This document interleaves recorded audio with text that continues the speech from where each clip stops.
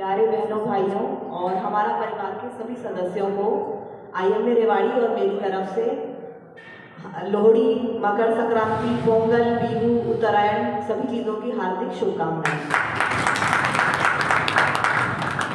देखो, ये जो परिवार है हमारा परिवार काफ़ी टाइम से ऐसे जो सामाजिक तालमेल के जो सारे त्यौहार हैं, सारे पर्व हैं, उन सभी को, चाहे 26 जनवरी हो, चाहे 15 अगस्त हो, चाहे मकर संक्रांति, लोहड़ी हो या फिर वीर बाल दिवस हो, सभी चीज़ों को बड़े ही अच्छे तरीके से मनाता है। तो इन सब चीज़ों के लिए मैं हमारा परिवार के सभी सदस्यों को और दिनेश कपूर जी को हार्दिक बधाइयाँ और शुभकामनाएं देती हूँ।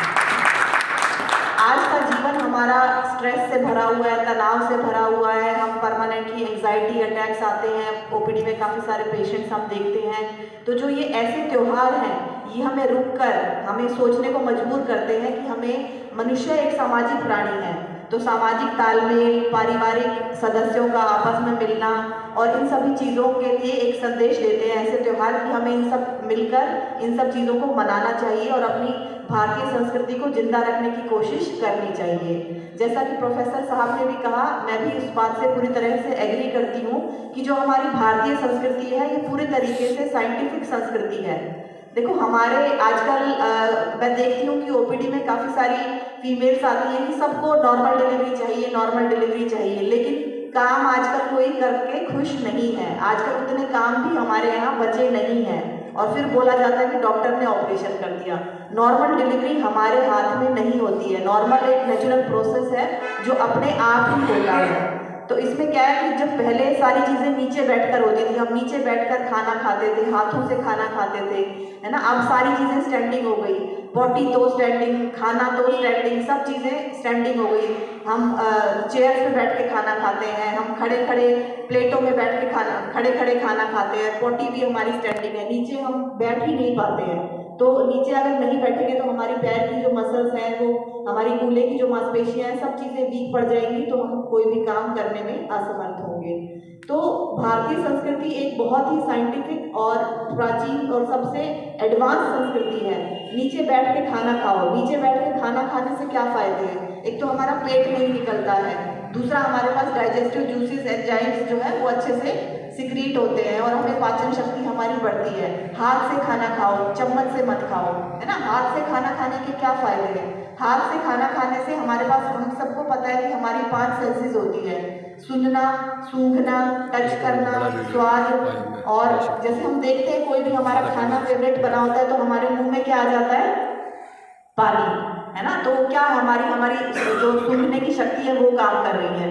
जब हम अपने हाथों से खाना खाते हैं तो हम टच भी करते हैं, उसको खाने के टेक्सचर को फील करते हैं, उसके स्वाद को फील करते हैं, आंखों से देख रहे हैं, उसको सूंघ रहे हैं। तो ये सारी जो चीज़ें मिलके जब हम काम करती हैं तो ये खाने को हम अच्छे से पचा पाते हैं। चम्मच से हम खाने को टच नहीं कर पा रहे हैं तो हमारी एक जो शक्ति है वो उसमें एब्सेंट है।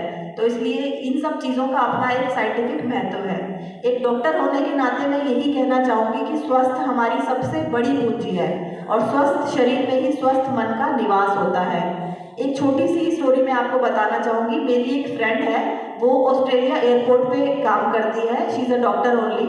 तो वो कहती है कि इंडियंस, और वहाँ पे इंडियन पॉपुलेशन बहुत ज़्यादा है ऑस्ट्रेलिया में, और चाइनीज़ पॉपुलेशन भी बहुत ज़्यादा है। तो कहते हैं इंडियन और चाइनीज़ दोनों ही अपने माँ बाप से बहुत ज़्यादा प्यार करते हैं, जो कि एक बहुत ही अच्छी बात है।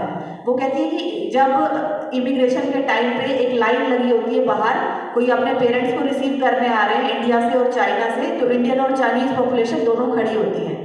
तो इंडिया वाले, लेकिन कहती है एक चीज़ देख के बहुत मन खराब होता है कि इंडिया वाले जनरली जो उनके एजेड पेरेंट्स होते हैं उनके लिए लाइन लगा के व्हील चेयर में खड़े होते हैं, और जबकि जो चाइनीज़ पॉपुलेशन वाले हैं वो, उनके जो बूढ़े लोग हैं वो भी टक टक टक टक टकाटक करके चल रहे होते हैं। तो हमें थोड़ा सा हमारा खान पान, हमारी संस्कृति, हमारे संस्कार, ये सब पूरे देश में, पूरे विश्व में सबसे ऊपर है। तो हमें स्वास्थ्य के ऊपर अपने ध्यान देना है ना। तो वो डिफरेंस क्या है? हमारी लेग स्ट्रेंथ में है।